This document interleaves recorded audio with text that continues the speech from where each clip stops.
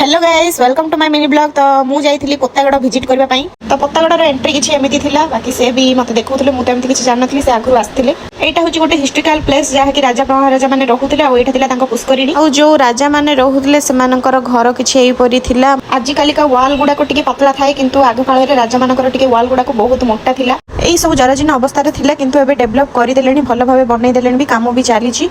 माने आरो किछि द्वार बंद नथिले, दी तीनटा बाकी फुल कर देथिले। कोन थिबो गोटे तार रहस्य, किंतु जुआडी देखिबो सियाडे रास्ता, सब रूम को सब पटे रास्ता अछि। तापरे सब काटी की सब साइज करछंती कांथ गुडा को, काहेकि ना सेथरे लाइट लागिबो देखौथले। से माने लोक माने राति रे भी विजिट करि परिबे। आ एई जगहटा 6टा परे एलाउ नाही, किए भी एठी रहू नांती। बाकी देखि परथबो गुंफा गुडा को अछि, माने केते जण गुंफा भीतर को जाई कि पुणी फेरी के आसी नांती। आ मु जोटा एबे देखौछि सेटा असली गुंफा नुह। असली गुंफा देखिबा पई आपण माने मोर लॉन्ग वीडियो देखिबा को पड़िबो। तापरे एठी माने काहा को अटैक करबा पई केमती सब सिस्टम करा हिच आपण माने देखि परथबो। तो मु एठी तळे लिंक दे दिछि, आपण माने जे लॉन्ग वीडियो चेक करि परबे। तो आज पे एतिकी रहिली, जय जगन्नाथ।